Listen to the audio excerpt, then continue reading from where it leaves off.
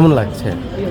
আমি অনেক এক্সাইটেড। এটা হচ্ছে আমার ফার্স্ট টাইম আমি কোনো র্যাম্প শোতে অ্যাটেন্ড করছি, সো আমি অনেক এক্সাইটেড।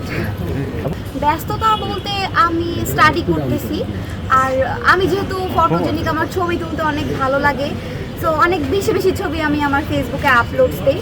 তো সেখান থেকে আমার অনেক অফার আসে ফটোশ্যুটের জন্য, র্যাম্পের জন্য।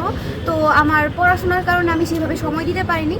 তো আমার অনেক ভালো লাগতেছে আপনাদের সবার সাথে পরিচয় হয়ে, এত এত ক্যামেরা আমার সামনে। এগুলো তো আমি বাসায় বসে বসে রিলসে দেখতাম যে সেলিব্রিটিরা কথা বলে আর সামনে হাজার হাজার ক্যামেরা থাকে।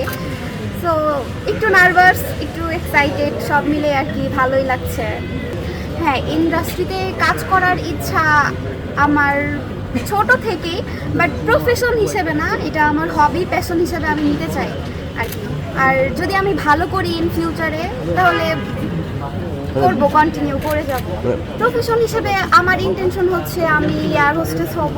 সো আর যেহেতু আমার হবি ছবি টবি তোলা, র্যাম্প ওয়াক করা, সো দ্যাটস ওয়াই আর কি এখানে আসা। শুনে এর আগে আমি কখনো অ্যাটেন্ড করিনি, র্যাম্পেও কখনো হাঁটিনি, এটাই হচ্ছে আমার ফার্স্ট টাইম। প্রতিটা অনেক ভালো আর কি, মানে বলে বোঝানোর মতো না।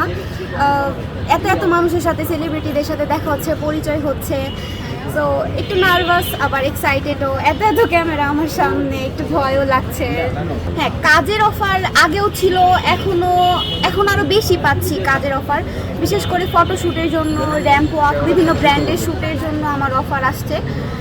সো আমার যেহেতু ছবি তুলতে ভালো লাগে, সো আমি এই মডেলিংয়ের প্রফেশনটাই আর কি চুজ করবো ইন ফিউচারে। যদি আমি ভালো কিছু কাজ করতে পারি, দর্শকদের ভালো লাগে, তাহলে আমি এই প্রফেশনে কন্টিনিউ করে যাব। কন্ট্রোভার্সির অনেক সময় হয় যে হ্যাঁ, বিভিন্ন বিষয় নিয়ে মানুষ ট্রোল করে, ভালো করলেও ট্রোল করে, খারাপ করলেও ট্রোল করে। সো আমার চিন্তা ধারণা হচ্ছে আমি আমার সাইড থেকে ভালোটা দিয়ে যাব। এখন কে কি বললো তাতে আমার কিছু যায় আসে না।